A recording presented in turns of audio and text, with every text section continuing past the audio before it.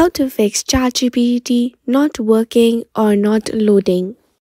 First up, open up the ChatGPT, and if it is not working or not logging in, simply click on the three dots on the top right corner and then access your settings. After which, click on privacy and security from the list on the left hand side.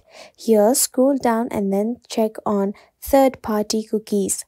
Scroll down a little bit again and then click on see all site data and permissions. In the search bar up there, type up OpenAI, and then after you type so, you will see an option of OpenAI. Here, click on the delete icon beside the OpenAI option.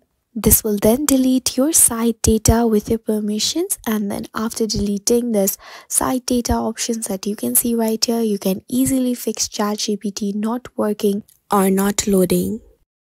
Thank you for watching, and do subscribe to our channel for more such useful videos.